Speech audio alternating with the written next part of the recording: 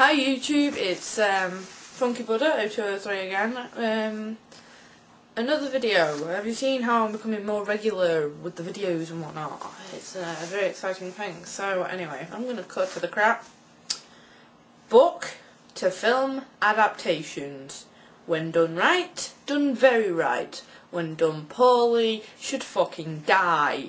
Right, the first example I'm going to give you of a bad one is P.S. I Love You. I adore this book. I have read it twice and I will continue reading it. Like a desert island, this would be my last hope of survival because I'm in love with Jerry. So anyway, the film is awful. They rush everything about it. They destroy Holly's relationship with her mum, because in the book, Holly has a huge family with brothers, and there's only one sister.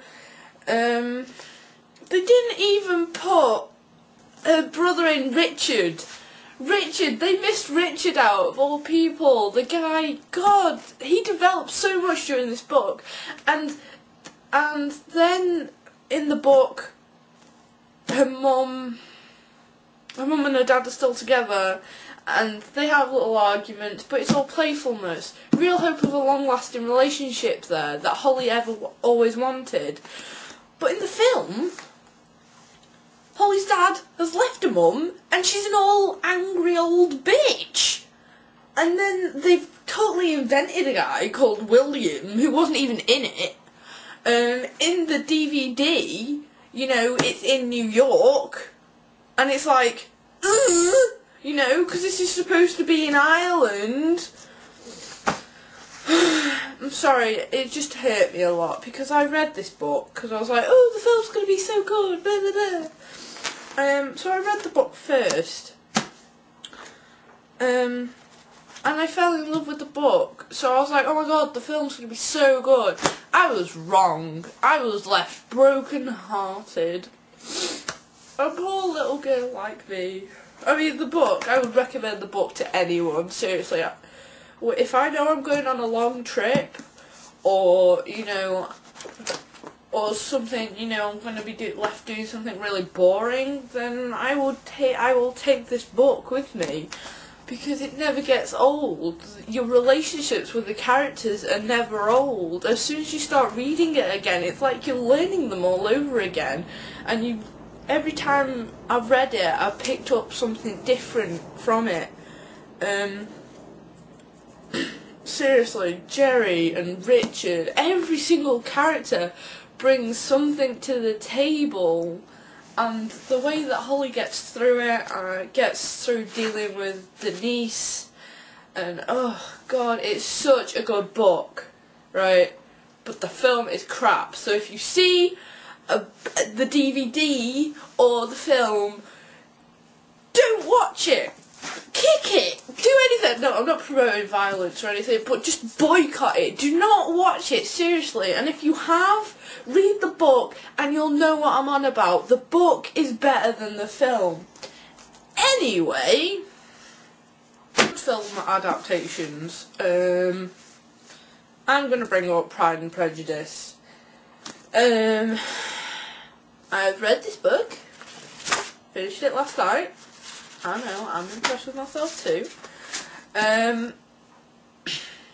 The film, what I watched was the one with... I don't have it to hand. Yeah, I do. Never mind. No, I don't have it to hand, because after 10 minutes looking for it, it's gone missing. Gutted for me. But anyway, it is a good film. The details, the relationships with the characters, especially Mr. Bennet and Mrs. Bennet, really well done. Darcy does not speak that much in the film as he does in the novel. Lack of conversation coming from Mr. Darcy. They focus more on the intensity that it does, you know, the dark stallion kind of thing and all that lot. It doesn't shy away from it. Now, everyone says that the BBC production with Colin Firth was better because it was longer. And everyone was like, oh, Mr. Darcy. Pride and Prejudice, the one with Keira Knightley, go watch it because Jane is quite nice to look at, and so is Keira Knightley. Really does Lizzie Bennet really well, you know, the whole heroine, you know, lower class thing. She really does it really, really well. Always come away feeling really empowered, but read the book as well. As a woman, you feel so empowered, and you can only want to inspire to be Lizzie. Yes, I'm coming down as an illness as we go through this video. Another book to film that I kind of liked was Bridget Jones's Diary. I read both diaries, you know, the first one and The Edge of Reasoning. I really liked the diary, but the film tended to make it a little bit more viewer friendly, which I think kind of took the edge off how honest Bridget really was. Didn't like Renee Zellweger though as Bridget. I always imagined someone else as Bridget Jones, but she did well, but not well enough for me to like Bridget in that way. I mean, I'd much prefer to stick to the book, but it was a good film. I'm not going to take that away from it. It really did it well. But if you read the, if you watch the film and then read the book, you're going to realise that Bridget's a lot more bitter about being single, and she's a lot more honest and frank, and there's that raw emotion about how, you know, how unsettled she is at the fact, and she's unhappy with her living situation at the moment. One to check out. Oh, have to do this for Alex. The Da Vinci Code. They missed a lot out. Completely changed the ending. Alex, my best friend, didn't even get to film it because I'm a bit camera shy and I have to do it on my own. She was there, but anyway, she didn't like it. She liked the book because she's a big fan of Dan Brown. She's read most of his books.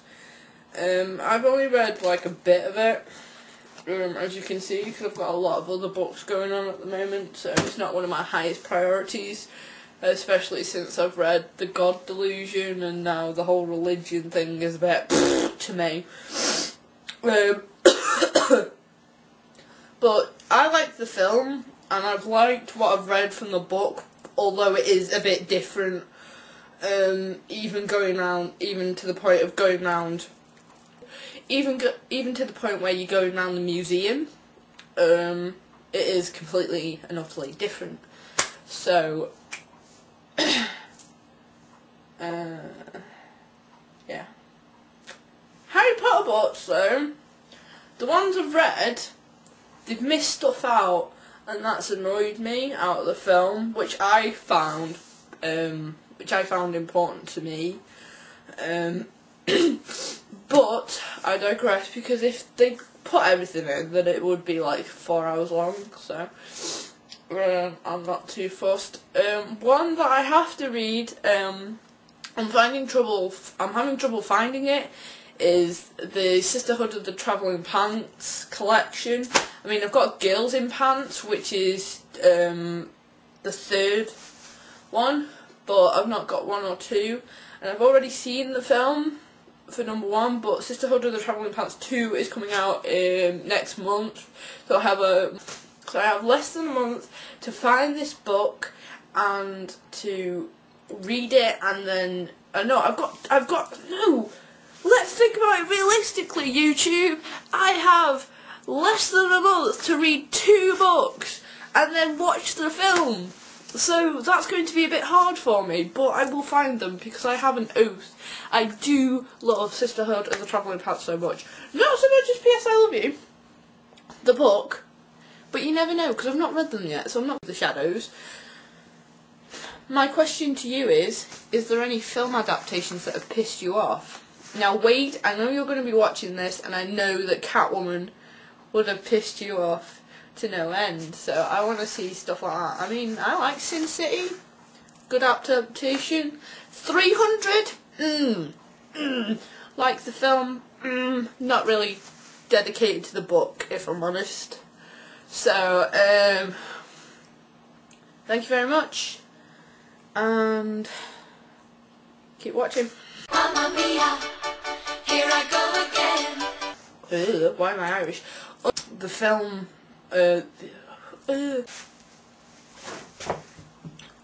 sorry, I was like in the back of my throat. It wasn't pretty. What should I say? But sorry. Very Nightly really does.